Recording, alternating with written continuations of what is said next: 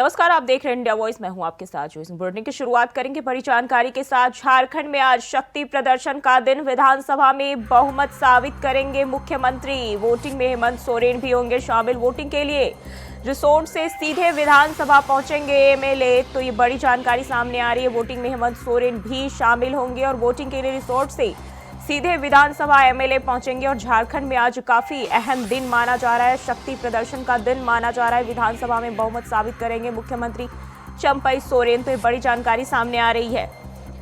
Voting के लिए resort से सीधे विधानसभा सभी एमएलए पहुंचेंगे और वोटिंग में हेमंत सोरेन भी शामिल होंगे। तो विधानसभा में बहुमत साबित करेंगे मुख्यमंत्री चंपई सोरेन, जो कि नए मुख्यमंत्री जो है चुने गए हैं। और झारखंड में आज का दिन शक्ति प्रदर्शन का दिन माना जा रहा है, तो ये बड़ी जानकारी सामने आ रही है। झारखंड में आज शक्ति प्रदर्शन का दिन, विधानसभा में बहुमत साबित करेंगे मुख्यमंत्री। वोटिंग में हेमंत सोरेन भी शामिल होंगे।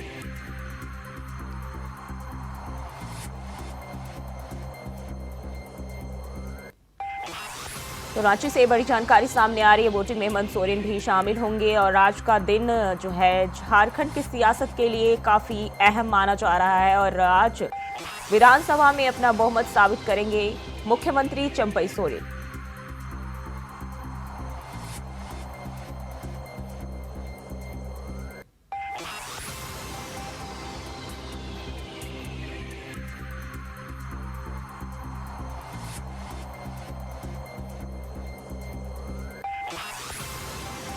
वहीं वोटिंग के दौरान जो है हेमंत सोरेन भी शामिल होंगे और सभी एमएलए जो है वोटिंग के लिए रिसोर्ट से सीधे विधानसभा पहुंचेंगे।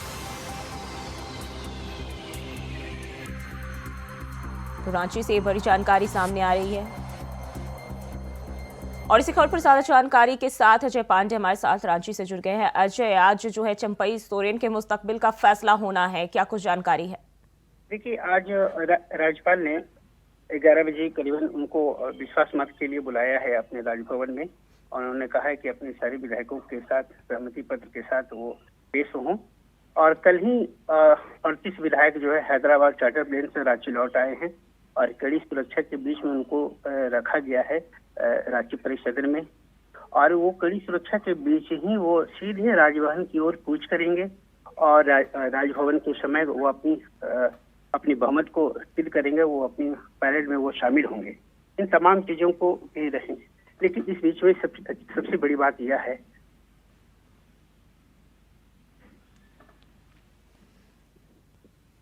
जी अजय, आवाज आ रही है? जी। इस बीच में सबसे बड़ी बात है कि हेमंत सोरेन यानी पूर्व मुख्यमंत्री हेमंत सोरेन भी शामिल होंगे और वो पहली कतार में शामिल होंगे। हालांकि कोर्ट ने उनको कह दिया है कि आप विश्वास मत में आपको शामिल करने की अनुमति तो दी है, लेकिन मीडिया से कोई भी बात करने की उनको इजाजत नहीं दी है।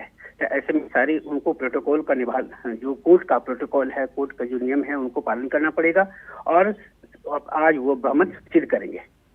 जी, और इस दौरान जो बीजेपी की ओर से बताया जा रहा है कि ये जो विधायकों को छुपा कर रखा गया है कहीं ना कहीं, तो इससे जो है इनकी जो डर जो है वो पता चलता है। वो कह रहे हैं कि उन्हें अपनी जीत पर भी भरोसा नहीं है। देखिए, ये विधायक को छुपाने वाली जो कि राजनीति है, ये है, इनके पास पूर्ण बहुमत है। आप बिहार में भी आप देख रहे होंगे, कल रात में तस्वीरें बदली कि कांग्रेस के विधायक को लगा कि कांग्रेस को डर लगा कि अब हमारे विधायक टूट सकते हैं, तो उन्होंने हैदराबाद शिफ्ट कर गई, रिसोर्ट वहां शिफ्ट कर गया। तो लेकिन यहाँ जो सत्ता पक्ष के पास जो कुल आंकड़े जो हैं वो पूरे तरीके से 48 है। यानी झारखंड मुक्ति मोर्चा के पास कुल 29 विधायक हैं। कांग्रेस के साथ जो समर्थन मिलने का है वो 17 है, राजद से 1 है और माले से 1 है। तो कुल मिलाकर के जो उनके पास अभी जो बहुमत है वो 48 है। लेकिन विपक्ष के पास वैसी स्थिति नहीं है। विपक्ष के पास 26 बीजेपी से हैं, आजसू से 3 और हैं। तो ऐसे में जो जो निर्दलीय विधायक हैं, सरयू राय हैं और अमित राय हैं, उन्होंने कल ही स्पष्ट कर दिया है कि हम जो है बीजेपी को हमारा समर्थन नहीं रहेगा, हम बीजेपी को के साथ हैं, एनडीए के साथ हैं। तो ऐसे में उनकी बहुमत बहुत मजबूत है। यानी 48 से जीत के लिए उनको 42 ही जरूरत है। तो ऐसे में कोई भी जो वर्तमान अभी स्थिति जो देखी जा रही है, उनमें कोई भी सरकार बनने में कोई खतरा अभी तक दिखाई नहीं दे रही है। जी, तो फिर डर किस बात का है? क्योंकि जब बहुमत है तो फिर डरने की क्या ही बात है, क्योंकि देखिए, बहुमत होने से।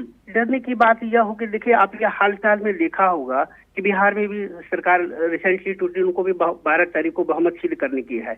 अब कुर्सी की लड़ाई होगी। अब जो कि बहुमत तो सिद्ध कर ले, ये हो जाएगा, लेकिन अब कुर्सी की लड़ाई को जब मंत्रिमंडल की गठन होगा, उनके मुताबिक नए चेहरे आएंगे। अब जिनको जिनको एक्सपेक्टेशन है, जो पुराने विधायक हैं, उनको अगर सम्मान नहीं मिलेगा तो ऐसे में टूटने की संभावना, और जो भी टूटना होगा है वो सारे कांग्रेस से ही संभव संभवतः अभी तक जो है, क्योंकि कई विधायक जो हैं वो बीजेपी सीट से वो कांग्रेस की जीत हुई है। तो ऐसे में उनको लगता है कि अगर हम अगले विधानसभा की तैयारी करें, अगले के लिए हमको राजनीति को तय करना होगा, तो वैसे में उनकी अगर उनके मनो इच्छा के कारण और उनको उस हिसाब से सम्मान नहीं मिलेगा तो टूटने का भय आगे भी सता सकता है, जैसा कि आपने बिहार में देखा होगा मांझी के साथ हो रहा है। तो वही स्थिति हो सकती है कि संभावना बन सकती है कि आगे आने वाले समय में झारखंड में भी ये तस्वीरों को देखने जी को अजय, मिल तो सकती कहीं ना है। कहीं ये कहा जा सकता है कि नई सोरेन सरकार जो है वो बीजेपी पर भारी पड़ सकती है। जी बिल्कुल। जी, बहुत बहुत शुक्रिया आपका तमाम जानकारी के लिए।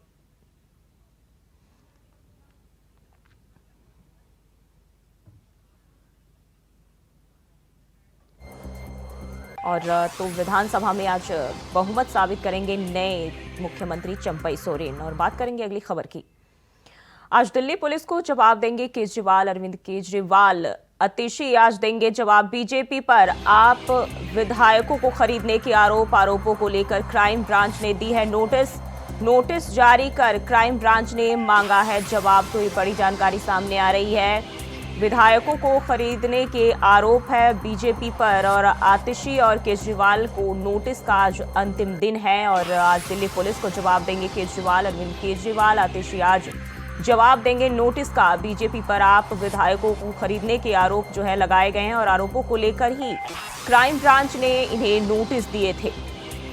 तो दिल्ली से बड़ी जानकारी सामने आ रही। बीजेपी पर आप विधायकों को खरीदने के आरोप आम आदमी पार्टी की ओर से लगाए गए थे, और अब जो है क्राइम ब्रांच की टीम ने इन्हें जो है नोटिस दिया था। लेकिन आज की बात कर ले तो आज नोटिस का जवाब देने का अंतिम दिन है, जब दिल्ली के मुख्यमंत्री अरविंद केजरीवाल और आतिशी आज नोटिस का जवाब देंगी। और इसी खबर पर ज्यादा जानकारी के साथ अजय चौहान हमारे साथ जुड़ गए। अजय, आज जो है दिल्ली पुलिस को जवाब देने वाले हैं केजरीवाल, क्या कुछ जानकारी आज जवाब देंगे या फिर आज भी जो है मौन ही रहेंगे वो?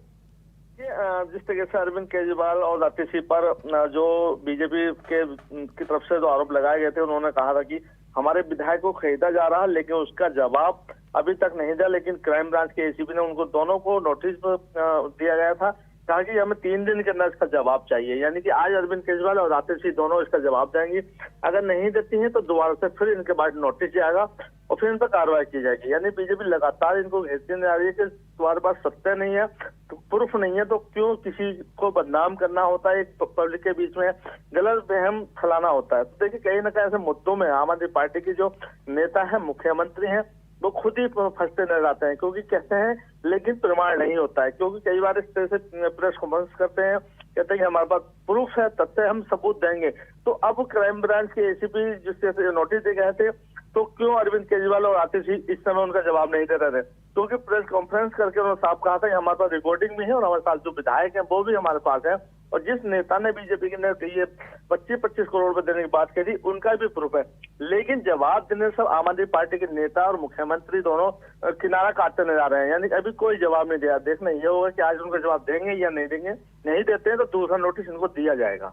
जी, जैसा कि हमने देखा था जब क्राइम ब्रांच की टीम जो है केजरीवाल या फिर आतिशी के घर पहुंची थी, तब दोनों ही गायब थे, और अब जो है नोटिस का आखिरी दिन है, तो अब भी कहीं ना कहीं जो है संदेह ही है कि वो जवाब दे सकते हैं या नहीं।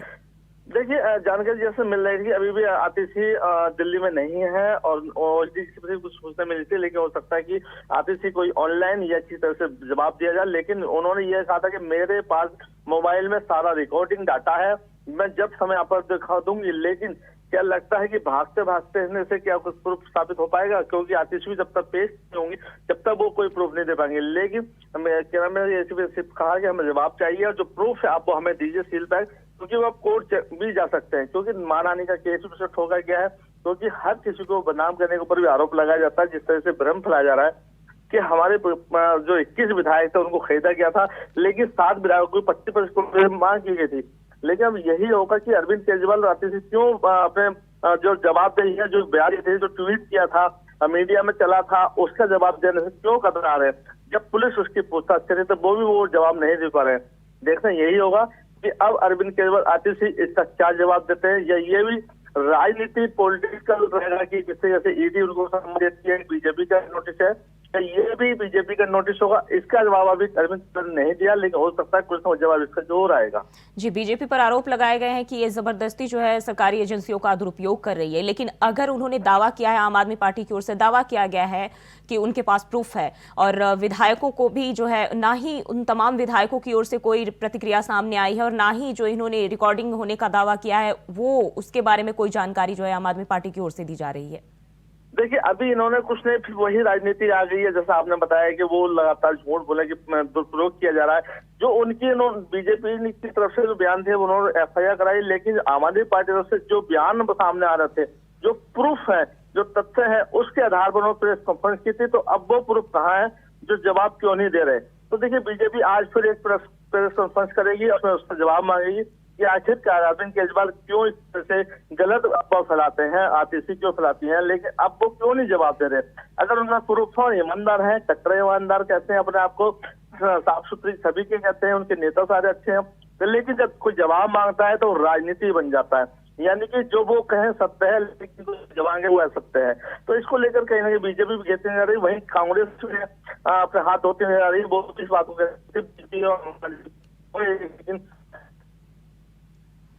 लेकिन यही होगा कि अब अरविंद केजरीवाल आते ही जवाब दें, ताकि दोनों पार्टियों के मुंह पर ताला गया, लेकिन ऐसा भी होने वाला नहीं। जी, बहुत बहुत शुक्रिया अजय आपका तमाम जानकारी के लिए। तो बीजेपी पर आम आदमी पार्टी के विधायकों को खरीदने का आरोप है। और बात करेंगे अगली खबर की। प्रधानमंत्री नरेंद्र मोदी असम दौरे के दूसरे दिन रविवार को गुवाहाटी के खानापारा वेटनरी फील्ड में पहुंचे, जहां पीएम ने 11,600 करोड़ रुपए के परियोजनाओं का उद्घाटन और शिलान्यास किया। इसके बाद पीएम ने यहां विशाल जनसभा को संबोधित किया।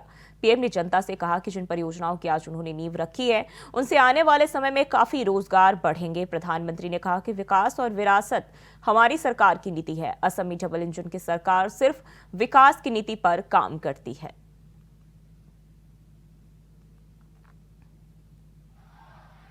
से आजादी के बाद जिन्होंने लंबे समय तक देश में सरकारें चलाई, वो भी आस्था के इन पवित्र स्थानों का महत्व समझ नहीं पाए। उन्होंने राजनीतिक लाभ के लिए अपनी ही संस्कृति, अपने ही अतीत पर शर्मिंदा होने का एक ट्रेंड बना दिया था। कोई भी देश अपने अतीत को ऐसे मिटाकर, ऐसे भुलाकर, अपनी जड़ों को काटकर कभी विकसित नहीं हो सकता। मुझे संतोष है कि बीते 10 वर्षों में अब भारत में स्थितियां बदल गई है। हमारे तीर्थ, हमारे मंदिर, हमारी आस्था के स्थान, ये सिर्फ दर्शन करने की ही स्थली है ऐसा नहीं है। ये हजारों वर्षों की हमारी सभ्यता की यात्रा की अमिट निशानियां हैं। भारत ने हर संकट का सामना करते हुए कैसे खुद को अटल रखा, ये उसकी साक्षी है। वर्षों के दौरान देश में मेडिकल कॉलेज की संख्या करीब करीब डबल हो चुकी है। असम में भी भाजपा सरकार से पहले 6 मेडिकल कॉलेज थे, आज 12 मेडिकल कॉलेज है। असम आज नॉर्थ ईस्ट में कैंसर के इलाज का एक बहुत बड़ा केंद्र बन रहा है। साथियों, देशवासियों का जीवन आसान हो, ये हमारी सरकार की प्राथमिकता रही है। हमने 4 करोड़ से अधिक गरीब परिवारों के पक्के घर बनाए हैं। हमने घर घर पानी, घर घर बिजली पहुंचाने का अभियान भी चलाया है। वो भूतकाल बनता चला गया है। दोस्तों, लोग शांति से जी रहे हैं। असम के 7,000 से ज्यादा नौजवानों ने भी हथियार छोड़े हैं। देश के विकास में कंधे से कंधा मिलाकर चलने का संकल्प लिया है। कई जिलों में आस्था हटाया गया है। जो क्षेत्र हिंसा प्रभावित रहे हैं, आज वो अपनी आकांक्षाओं के अनुसार अपना विकास कर रहे हैं और सरकार उनकी पूरी मदद कर रही है। साथियों, छोटे लक्ष्य रखकर कोई भी देश, कोई राज्य तेज विकास नहीं कर सकता। पहले की सरकारें ना बड़े लक्ष्य तय करती थी और ना ही अपने लक्ष्यों को प्राप्त करने के लिए उतनी मेहनत करती थी। हमने पहले की सरकारों की सोच को भी बदल दिया है। और गोरखपुर में वृहद रोजगार मेला का उद्घाटन हुआ, जिसमें नवचयनित अभ्यर्थियों को नियुक्ति पत्र वितरण किया गया। कार्यक्रम में सीएम योगी आदित्यनाथ शामिल हुए, जहां सीएम योगी ने कहा कि उत्तर प्रदेश आज देश में नंबर 2 की अर्थव्यवस्था बन चुका है और अगले 5 सालों में और आगे बढ़ेगा। जिसके साथ ही कहा कि हम लोग बहुत जल्दी ही अपने युवा उद्यमियों के लिए इंटरेस्ट फ्री लोन भी देने जा रहे हैं। कारीगर हैं, हस्तशिल्पी हैं, पैसे पीढ़ी दर पीढ़ी उस काम को करते आ रहे हैं। आज हम लोग उनकी प्रशिक्षण की भी व्यवस्था हमने की है। भारत सरकार पीएम विश्वकर्मा के रूप में और उत्तर प्रदेश सरकार विश्वकर्मा श्रम सम्मान के रूप में इस योजना को चलाती है। हम प्रशिक्षण भी देते हैं, टूल किट भी उपलब्ध कराते हैं और एक इंसेंटिव भी देते हैं। अपने युवा उद्यमियों के लिए जिन्होंने प्रशिक्षण लिया है, उनके लिए इंटरेस्ट फ्री लोन भी देने जा रहे हैं 5 लाख रुपए तक की पहले चरण में, फिर उसको 7.5 लाख करेंगे, फिर उसको आगे बढ़ाएंगे। अगर एक नौजवान जो अभी अकेले सैलून का काम करता है, कहीं दाढ़ी मूंछ बनाने का काम करता है, अगर उसको हम कोई सैलून बना करके दे दें तो स्वयं तो काम करेगा ही, साथ साथ और भी लोगों को काम दे सकता है, कई लोगों को काम दे सकता है, पैसा भी अच्छा मिलेगा और वह दूसरे लोगों को लिए भी आत्मस्वावलंबन का आधार बन सकता है। सरकार उसको पैसा देगी, सपोर्ट करेगी। कोई कारपेंटर है, अच्छी टेक्नोलॉजी के साथ उसने जुड़ा है, अच्छा काम सीख लिया है, तो जगह जगह चौराहे पर बेचने की बजाय अगर उसने अपने शोरूम बना करके एक शोरूम के बनाने में उसको जो भी खर्चा आता है वो बैंक से लोन ले, लोन की किस्त आसानी से चुका सके, इसके लिए सरकार उसको जितना भी उसमें इंटरेस्ट आता है उस इंटरेस्ट की भरपाई अगर सरकार कर रही है और व्यक्ति उसका निर्माण करके उस शोरूम के माध्यम से उसको बेच रहा है तो सुरक्षा भी रहेगी और साथ साथ अच्छा माल भी मिलेगा तो लोग खरीदेंगे भी। 5-7 वर्षों के अंदर जो प्रयास प्रारंभ हुआ उसका परिणाम क्या था? आज प्रधानमंत्री मोदी जी के विजन के अनुरूप जो कार्यक्रम प्रारंभ किए गए उसका परिणाम क्या था? पहले यूपी में लोग पैसा तो जमा करते थे बैंक में, लेकिन वो पैसा यूपी में खर्च नहीं हो पाता था। हमारा जो सीडी रेशो था वो मात्र 42% था, आज यह बढ़कर के 56% हो गया है। यानी पहले 1 रुपया जमा होता था तो मात्र 42 पैसा यहाँ खर्च होता था। आज अगर 1 रुपया जमा हो रहा है तो उसमें से 56 पैसा यहाँ यूपी में ही खर्च होता है, और यूपी का नौजवान, यूपी का व्यवसायी उस पैसे को यूपी में खर्च करता है तो यूपी के ही विकास में योगदान देता है। और इसी सब प्रयास का परिणाम है कि यूपी आज छठी अर्थव्यवस्था से उभर करके बीमारू राज्य की श्रेणी से उभर करके आज देश की नंबर 2 की अर्थव्यवस्था बन चुका है। और अगले 5 साल का लक्ष्य यूपी को देश की अग्रणी अर्थव्यवस्था के रूप में स्थापित करना है।